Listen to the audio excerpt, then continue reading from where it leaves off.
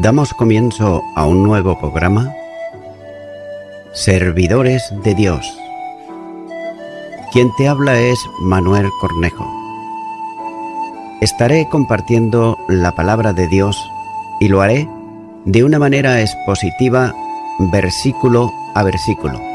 Y en esta ocasión será en el libro de Josué, capítulo 4 y versículo 5 hasta el 7, donde dice: Y les dijo Josué: Pasad delante del arca de Jehová vuestro Dios a la mitad del Jordán, y cada uno de vosotros tome una piedra sobre su hombro, conforme al número de las tribus de los hijos de Israel, para que esto sea señal entre vosotros, y cuando vuestros hijos preguntaren a sus padres mañana, diciendo: ¿qué significan estas piedras?, les responderéis que las aguas del Jordán fueron divididas delante del arca del pacto de Jehová. Cuando ella pasó el Jordán, las aguas del Jordán se dividieron, y estas piedras servirán de monumento conmemorativo a los hijos de Israel para siempre. He aquí la razón de todos aquellos preparativos relacionados con la selección de los 12 hombres, uno por cada tribu. Ya que Dios había dicho: tomaos 12 hombres, y ahora Josué llamó a esos hombres para realizar una tarea especial, ya que ellos debían retornar al Jordán y pasar de nuevo al centro del lecho del río, donde estaban los sacerdotes detenidos con el arca, y también tomar del lugar por donde discurrían las aguas 12 grandes piedras, una por cada tribu de Israel, para convertirla en una señal perpetua para el pueblo. Note que el monumento levantado con aquellas piedras no se sabe el formato que tendría. Tal vez unas amontonadas sobre otras serían un objeto para llamar la atención a las futuras generaciones, quienes, al preguntar sobre lo que representaban, ellos debían de recibir como respuesta el relato de la intervención admirable de Dios en favor de su pueblo. Y la respuesta tenía que ver, primero, con el modo como pasó del desierto a la tierra prometida, mediante la acción divina que dejó al Jordán en seco para que pasara el pueblo. Y en segundo lugar, sobre el poder de Dios, ya que el milagro se produjo cuando el arca del pacto de Jehová pasó el Jordán. Y es por eso que las futuras generaciones no tendrían ocasión de presenciar los hechos portentosos que sus antepasados habían visto, pero no por ello debían de olvidarse de la omnipotencia y también de la fidelidad de Dios a quienes debían adorar.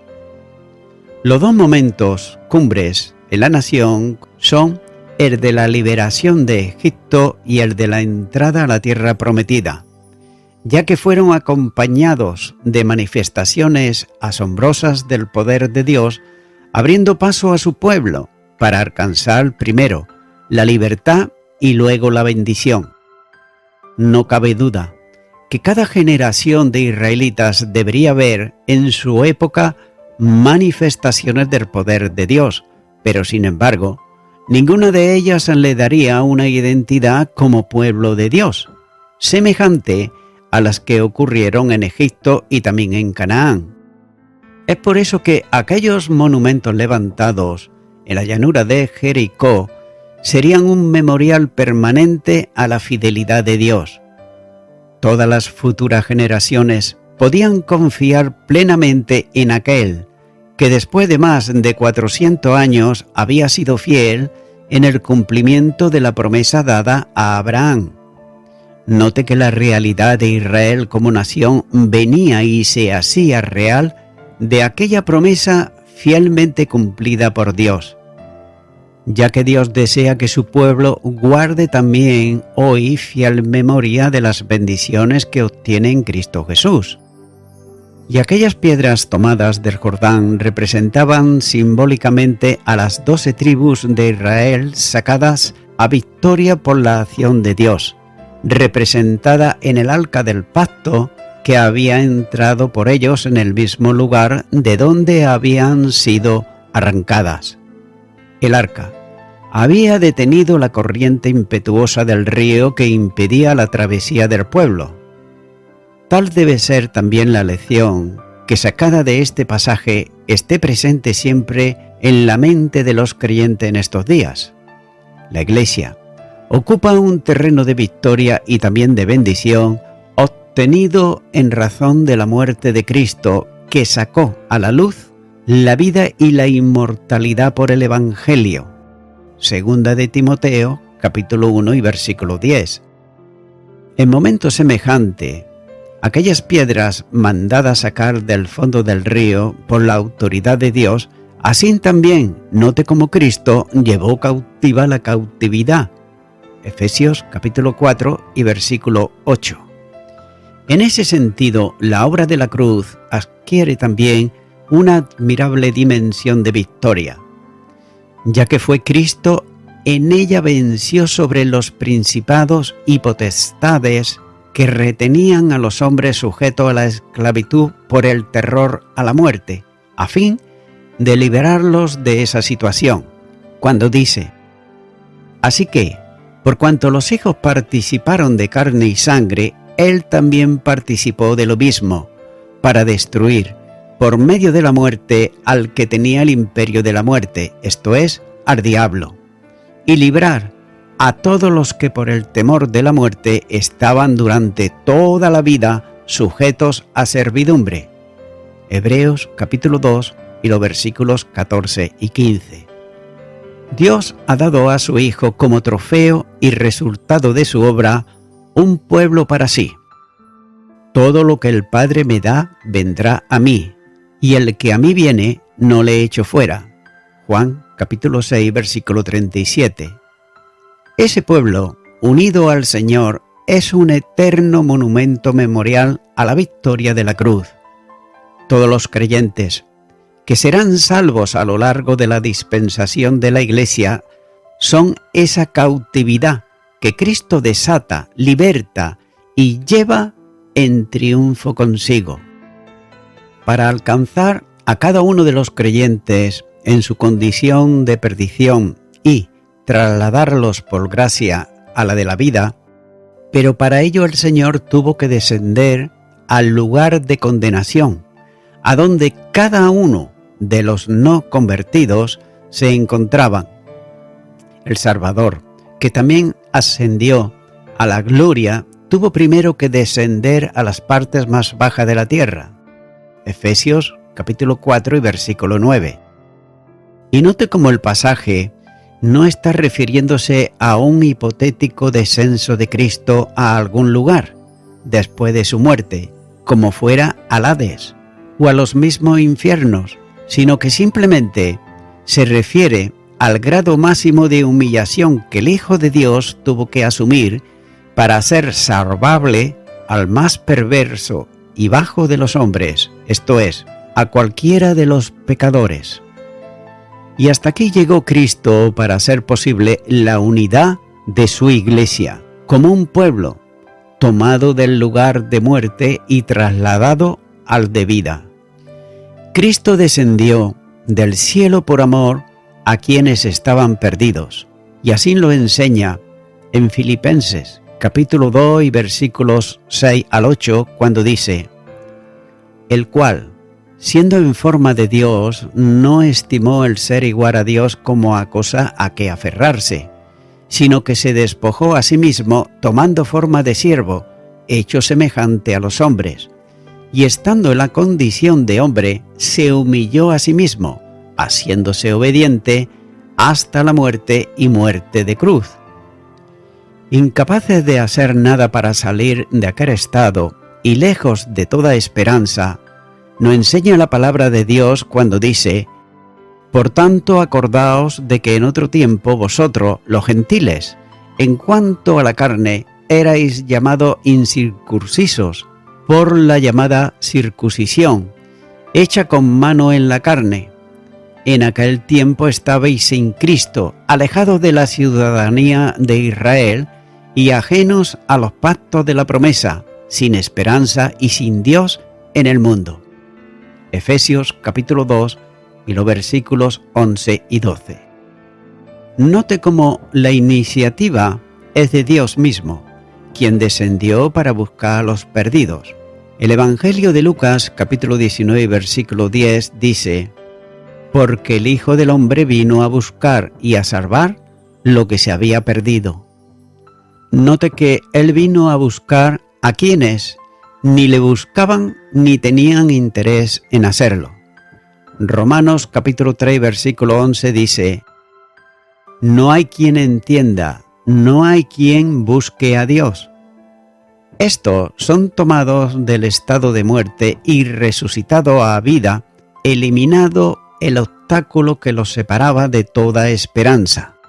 Colosenses capítulo 2 y los versículos 13 al 15 dice: y a vosotros, estando muertos en pecados y en la incircuncisión de vuestra carne, os dio vida juntamente con Él, perdonándoos todos los pecados, anulando el acta de los decretos que había contra nosotros, que no era contraria, quitándola de en medio y clavándola en la cruz, y despojando a los principados y a las potestades lo exhibió públicamente, triunfando sobre ellos en la cruz. Como en el caso de las piedras del Jordán llevadas a hombros, así también Dios coloca a cada creyente en esa posición en Cristo, cuando dice: y cuando la encuentra, la pone sobre sus hombros gozoso. Lucas capítulo 15 versículo 5. Así pues, el monumento de victoria es Cristo mismo, ya que no necesita su iglesia otro más representativo. Los ojos de los creyentes han de estar puestos continuamente en Él, es decir, en Jesús. Hebreos capítulo 12 y versículo 2 dice: puesto los ojos en Jesús, el autor y consumador de la fe, el cual, por el gozo puesto delante de él, sufrió la cruz, menospreciando el oprobio, y se sentó a la diestra del trono de Dios. Sin embargo, en razón de la unión vital de los creyentes en Cristo para la formación de un cuerpo en Él, las piedras antes muertas y después vivas. Primera de Pedro, capítulo 2 y los versículos 4 y 5 dice: acercándoos a Él piedras vivas, desechadas ciertamente por los hombres, mas para Dios escogida y preciosa. Vosotros también, como piedras vivas, sed edificados como casa espiritual y sacerdocio santo, para ofrecer sacrificios espirituales aceptables a Dios por medio de Jesucristo. Esto constituye una manifestación definitiva de la obra que Dios realizó en favor de los herederos de salvación. Hebreos capítulo 1 y versículo 14. Este monumento a la gracia de Dios proclamará en los siglos venideros a las futuras generaciones de seres en comunión con Dios, ya que las abundantes riquezas de su gracia en su bondad para con nosotros en Cristo Jesús. Efesios capítulo 2 y versículo 7. Los creyentes, asociados al Señor y también vinculados perpetuamente a Él, harán visible la manifestación de la gracia divina, que no sería posible sin esa referencia. Y no solo la gracia que salva de condenación, sino también la que transforma para un nuevo servicio a Dios. Los seres creados por Dios, tanto los que existen como los que puedan serlo en el futuro, bien sean ángeles u hombres, podrán conocer la gloria de Dios y admirar su poder y discernir sobre otras perfecciones, pero no sería posible una comprensión de la gracia mientras no hubiera criaturas pecadoras que pudieran ser alcanzadas por ella. Y note cómo Dios hace todo para mostrar, es decir, para ser glorificado por lo que hizo. Toda la obra de salvación está realizada con el propósito de que Dios sea alabado por ella. Efesios capítulo 1 y versículo 6 dice: para alabanza de la gloria de su gracia, con la cual nos hizo aceptos en el amado.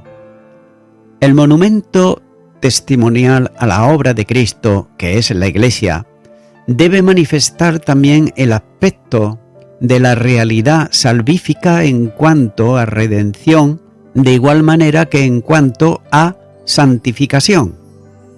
Y note cómo simbólicamente las piedras tomadas del fondo del Jordán, de un terreno de muerte, son trasladadas a un lugar nuevo para cumplir una misión completamente distinta, que era llamar la atención a la obra realizada por Dios. Los creyentes eran antes piedras muertas, y la identificación con Cristo trajo para cada uno una nueva experiencia de vida. Así pues, Pedro enseña que las piedras son vivas desde el momento en que fueron unidas con la piedra viva, esto es, Cristo Jesús.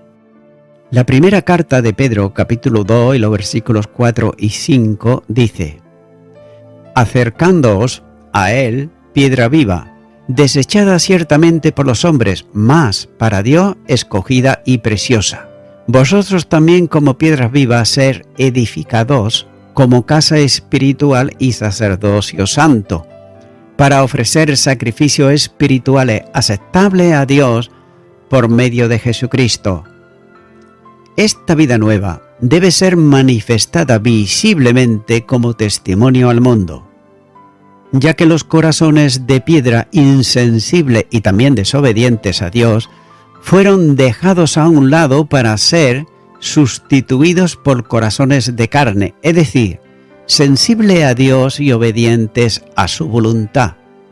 Ezequiel, capítulo 11, versículo 9 nos dice: y os sacaré de en medio de ella, y os entregaré en manos de extraños, y haré juicio entre vosotros. Esta posición nueva en Cristo ha de tener consecuencias reales en la vida del creyente, cuando dice: así también vosotros, considerados muertos al pecado, pero vivos para Dios en Cristo Jesús, Señor nuestro. Romanos, capítulo 6, versículo 11. Note cómo de una esfera de esclavitud y desobediencia, practicando malas obras, el cristiano es trasladado en Cristo a una de testimonio de vida nueva, para la gloria de Dios, como corresponde al propósito de su obra. Cuando dice: y por todos murió, para los que viven, ya no vivan para sí, sino para aquel que murió y resucitó por ellos. Segunda de Corintios, capítulo 5 y versículo 15. Si la resurrección en Cristo conduce a una nueva vida, las condiciones del tiempo pasado deben haber terminado definitivamente para todo el que ha sido unido a Él. La primera carta a los Corintios, capítulo 5 y versículo 11 dice: más bien os escribí que no os juntéis con ninguno que llamándose hermano fuere fornicario o avaro o idólatra o maliciente o borracho o ladrón, con el tal ni aun comáis.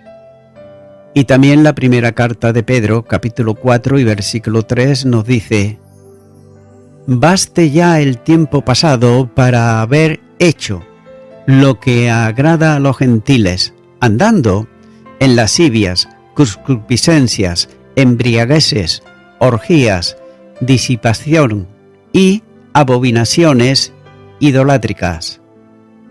La consecuencia de la identificación con la muerte de Cristo no puede ser otra. Cuando nos dice: lejos esté de mí gloriarme sino en la cruz de nuestro Señor Jesucristo, por quien el mundo me es crucificado a mí y yo al mundo. Gálatas capítulo 6 versículo 14. La realidad de la vida cristiana consiste en manifestar al mundo la presencia real de Cristo, viviente en el cristiano. Lo que el mundo necesita es mucho más que personas que hablen de Cristo, ya que lo que se necesita es creyentes que vivan a Cristo. Y voy concluyendo con esto. Muchas personas, antes de haber dado su vida a Cristo y haberle recibido en su corazón como Salvador, nos estábamos viendo como personas que éramos buenas, incluso caritativos y comprensibles, y hasta nos estábamos llamando a sí mismos cristianos. Pero sin embargo, todos sabemos muy bien que tanto como nos ocurría a nosotros antes, eso le ocurre también a las personas en el día de hoy, que se pueden mostrar o verse a sí mismas como buenas, caritativas, comprensibles, llamarse cristianos, etc. Sin embargo, ellos andan en lascivias, en concupiscencias, embriagueces, orgía, disipaciones, en idolatrías y tantas cosas que son pecaminosas y que muchos de ellos no pueden salir, ya que solamente Cristo es el que puede hacer que la persona pueda salir de esa situación. Amigo y amiga oyente, la Biblia dice en la segunda carta a los Corintios capítulo 5 y versículo 15: y por todos murió, para los que viven, ya no vivan para sí, sino para aquel que murió y resucitó por ellos. Y también, mi amigo, mi amiga oyente, la misma palabra de Dios nos enseña cuando dice que el Señor Jesús vino a buscar y a salvar lo que se había perdido. Es decir, es el Señor Jesús el que viene a buscar. No es el hombre el que busca, sino es Él el que busca a aquel que está perdido, aquel que está sumido en los vicios, en las idolatrías y en tantas cosas que son pecaminosas. Es por eso que, mi amigo, mi amiga oyente, tal vez tú te veas a ti mismo, como he dicho antes, una persona buena, caritativa, comprensible, y hasta te llame a ti mismo cristiano o cristiana. Pero si practica algo de esto que acabo de decir también, tienes la necesidad apremiante de recibir al Salvador Jesucristo en tu corazón. Si no lo has hecho, pues yo te invito ahora a que tú puedas hacer una oración de fe y repitas conmigo esta oración y di: Señor Jesús, me veo a mí mismo una persona como buena, amable, y así me ven los demás, pero sin embargo, a escondidas y en lo más profundo de mi corazón, hay cosas que solamente tú y yo sabemos. Y en esta hora vengo ante ti pidiéndote perdón por todos esos pecados malvados y malos, y me arrepiento de ellos. Te abro mi corazón, Señor Jesucristo, y te recibo como mi Salvador. En tu nombre. Amén.